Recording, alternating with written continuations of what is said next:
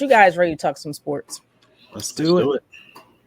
All right, so we got to get into it because it is Olympic time and there's a lot of exciting things going on right now in the Olympics. And I want to talk about this particular person, and that's Noah Lyles. Noah Lyles, as we know, just won a 100-meter race, men's 100-meter race. Let me make that clear, in 9.784 seconds. And there's a reason why I had to put the 4 on the back end there. But he won to win the gold medal. And he became the first United States, first U.S. I don't know why I'm saying United States, but first U.S. man to win it in 20 years. 20 years. And then with a very close second was Jamaica's Thompson in a 9.789 seconds. Yeah. Whew, my goodness. If you know how tight that is extremely tight. I just want to know your thoughts on the race itself when you guys were watching it. K-Walk, I'm going to start with you on this one.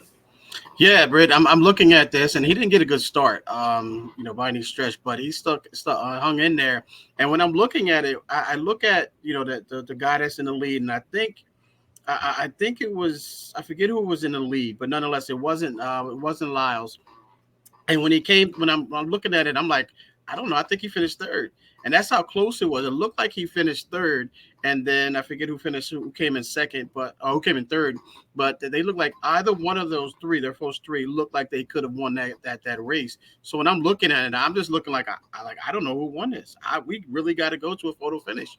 So when it showed it and they said it wasn't the hand, it's not the face, or the head, it's the torso. That's what I didn't know that. I thought it was just whatever body part crosses the finish line first. So when I saw that, I said either way he won that race. So exciting race, and he was nervous and looking up. He was looking up at the results, waiting for them to come in because he talked so much trash going into this race. Yep. And when it finally the results came out, the official results came out. He's like, I told you.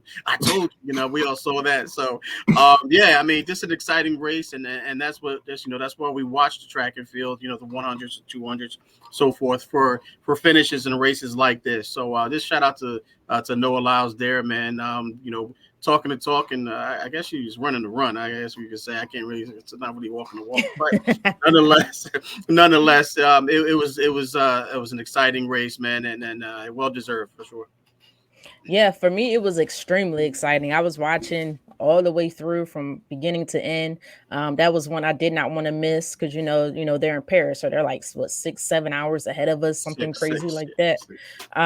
So I was like, no, I got to sit down. I don't care what's going on. I have to watch this race. I don't care where I'm at. I got to watch it on the phone. I'm gonna have to ask the restaurants to change their channel, change their station. I don't care where I'm at. I need to sit and watch this. And it did not disappoint whatsoever. But there were, just like what you said, K-Walk, Jay, before I come to you, there were a lot of people saying that Thompson should have won because they felt like his foot crossed first.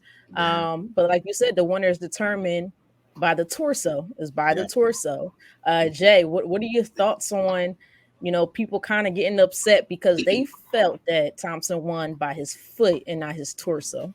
Yeah, I get it. And I don't know why I knew this, but I knew it was the torso. I don't know if, just watching track for years or whatever, but yeah, it's definitely the torso. And that's why I think Lyles did a better job at the end with the lean. Like if you go back and look at some of the photos, guys are sticking their foot out, but their chests are kind of caved in. But Lyles had a better technique in that last, half a meter maybe? Across the line. So I think from a technique standpoint, Lyles finished the race the right way. People crying about the foot or the hand or the arm or anything like that. That's just not how track and field works. So, I mean, it's not football where you can extend your hand across the line or something like that. So credit to Lyles for the great technique, but I gotta say this, guys. I don't want to sound like I'm hating on Noah Lyles, but how we all have like certain athletes or certain people that just kind of rub us the wrong way.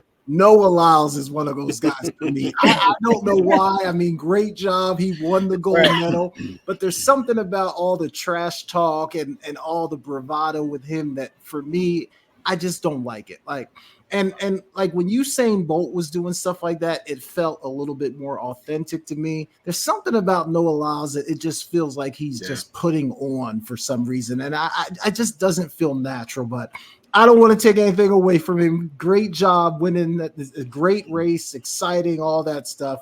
But I just had to put that in there. He rubs me the wrong way, guys. Okay. Before I respond, I just want to say, what's going on, Tony? What's going on? I like it. I feel like if you go back it up, why not talk your stuff? Now, don't be talking your stuff when you can't back it up. Now, you need to be quiet. Right. But if you backing it up and he's backing it up, he's saying I'm the best, and he's so far showing, hey, he's the best. So if nobody else can come up and compete with him, let him allow him to talk his stuff. When Prime did it, we ain't say much. Yeah, I don't have a problem. Yeah, I don't have a problem with people who talk trash. I don't. When Prime did it, I'm all on. I didn't mind when Bolt did it. It's just something about him that it just doesn't feel. It feels like he's a try hard. Like he's trying to be that, when those other guys felt a little more natural to me. But again, I'm nitpicking him. I don't want to do that. Congratulations to him. But man, it's just, I don't know what it is. And when he thought he lost, because you're right, K-Walk, he didn't think he won. And watching it live, I thought the Jamaican runner won as well. He go real humble when he thought he lost. What? And then it switched in a second, like, oh, I told you so. I'm like, I don't know. Yeah. So that's all I'm saying.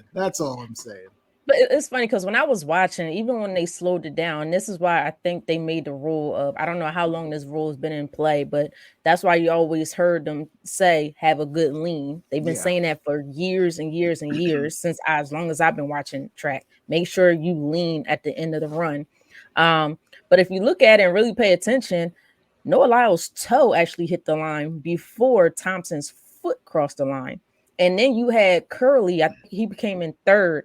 His foot came in along the same time that Thompson's foot crossed that line. So I understand why they say you have to get that torso in.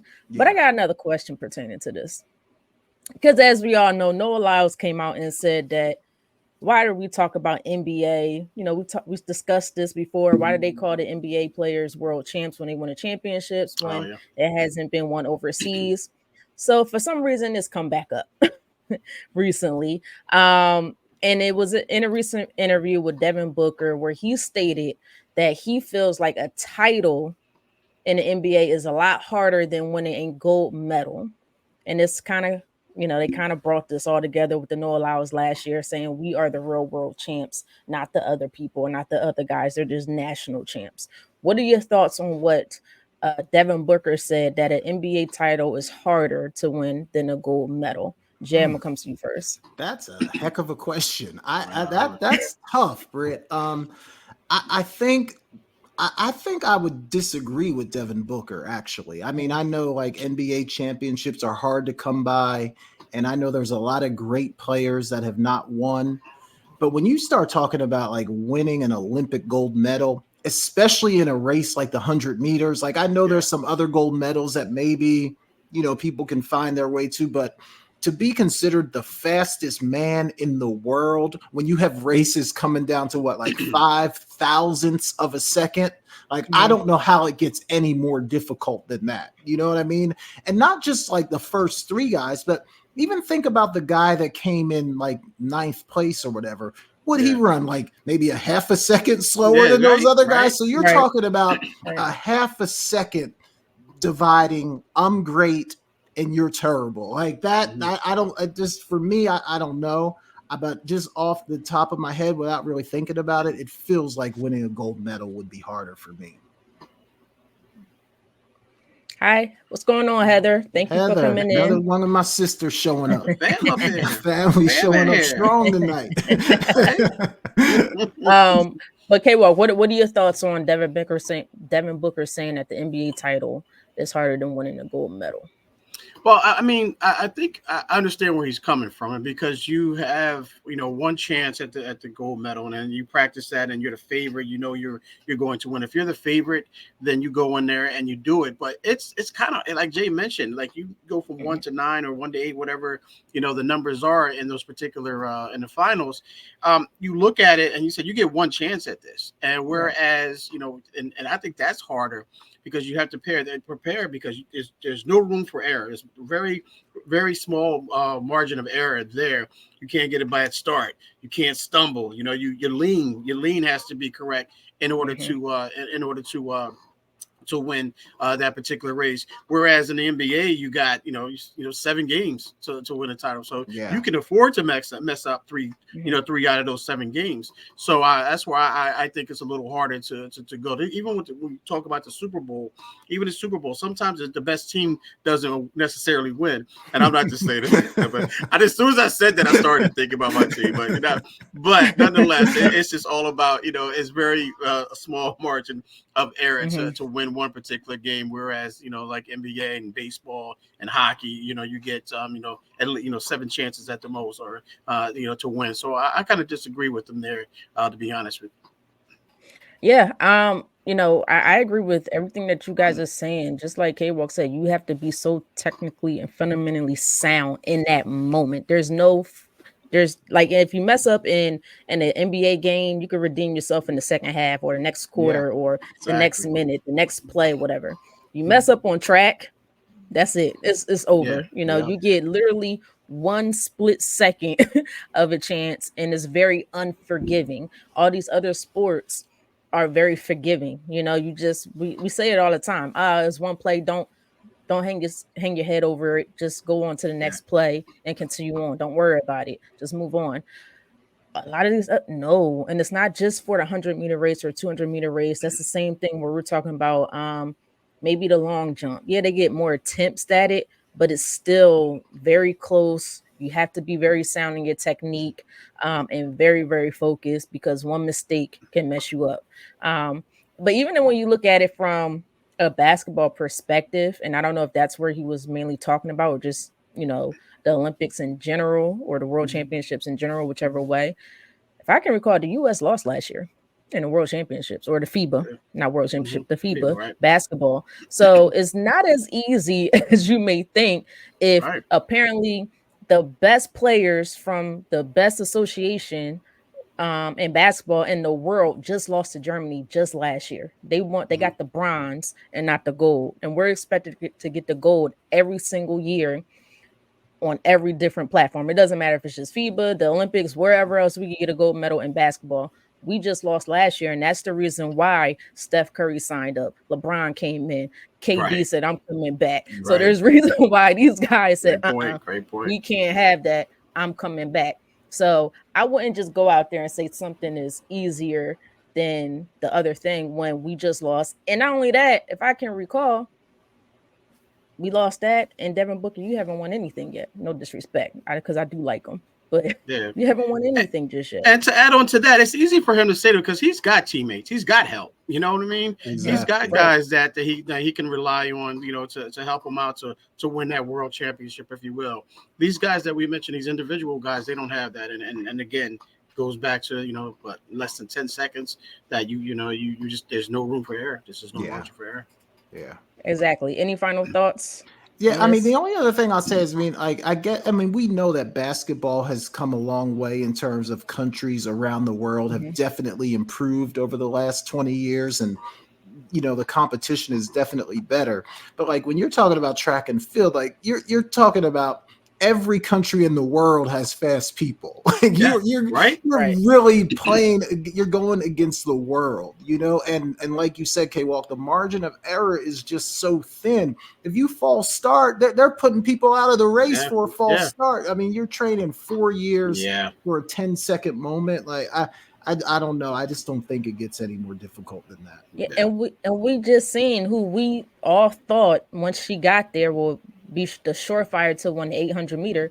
A Thing Mo didn't even make it because she fell. She didn't even make it. She was the surefire leader to win that 800-meter race in the Olympics to become the gold medal, but she fell in the Olympic trials. and that was it for her. Now she got to wait another 4 years in LA, just to even run one Yeah. race Right. again. So it could be very frustrating and unfortunately very exciting, and at the same time very frustrating, and a Yeah. lot of long grinding hours. And Jay, I know this is your sister, but we're gonna have a conversation with her because she said Commanders will win this year. Hey, Um, her and her husband diehard Commanders fans. They're Really? Oh, diehard. So Look, respect to you, but wow. that's not happening. All right, let's. I still want to stay on this Olympic topic real fast, and I want to talk about the race that occurred today. And I know you guys seen it. And that's Gabby Thomas. I just got to get your thoughts real quick on Gabby Thomas. She just won the 200-meter, and Gorgeous cat. what was Gorgeous it, cat. 21:86 or something like that, to win a gold medal. And she beat Alfred St. Lucia's Alfred, who ended up coming in second. What are your thoughts on it, K Rock? I'm gonna come to you first. Yeah, gorgeous Gabby did her thing, man. I had no doubt about her and what what she's able to do. I was saying it from the jump. Soon as I saw her name, there, I just knew she was determined, and she's just the fastest out there. I mean, there's really not much you can say. It's the difference between her and Lyles. I mean, if she were to choose to talk to trash, Jay probably would have a little bit more understanding that, because she's that dominant. She's that dominant, and she leaves no doubt. Each and time every time she goes out there, and just happy to watch her run. Literally watch her run. But yeah, she's outstanding. No, all jokes aside, she's outstanding, and I just think that she's prepared, and she was by far the best 200-meter runner out there without question. Yeah, she came in ready. You could see it in her face. She Yeah. came in ready. She said, "I'm not losing this year." And I could see it in the trials, not in the trials, in the semifinals. She just Right. blew everybody out the water. Had a perfect start. I know a lot of people were concerned about her turn, coming around that turn, but man, she stayed toe to toe with Alfred. And that was just the biggest concern, because once she gets on that straightaway, nobody's faster than her going down that last stretch. And she showed it, and she beat them pretty handily. Yeah. She beat everybody pretty handily. I think Alfred's time was 22:08, and she had like 21:86 or something like that. So she blew him out the water. And I think I was jumping like a little kid at a candy store. I was I was screaming, "Let's go, Gabby, let's go!" at the top of my lungs. I hope my neighbors didn't hear me. But I was excited. So congratulations to Gabby Thomas. And I'm expecting at least one more goal in a women's, and that's Sydney. So come more, Sydney. Yeah. But Jay, what's your thought on Gabby Thomas? Yeah, no, I mean, K-Walks. I mean, I guess some people just get it all sometimes. Yeah. Ooh, what, Jay? K-Walk calls her gorgeous Gabby. Gorgeous Gabby. She's a 200-meter champion. Mhm. She's a Harvard grad, so she's incredibly smart. I mean, like, sometimes you just get it all. And the thing I like most about her, like, because we've talked about a lot of these other people, like Noah Lyles, Sha'Carri, like it's almost like Gabby is a little bit under the radar. Like, she's not the first person that we start talking about when we're talking about great American sprinters right now. But she was just incredibly dominant. Like, the moment wasn't too much for her. She was completely confident and just went out there and took care of business. So hats off to her. Great job. Yes. And she's the complete opposite of Noah Lyles. Yeah, exactly. She's more to herself, calm, and just ready to come and race and do her thing. And that's exactly what she did. Guys, we definitely gonna talk about Jamaica and what's going on over there, but we're gonna talk about it during Jay's segment. So make sure you guys stay tuned for sure for that one.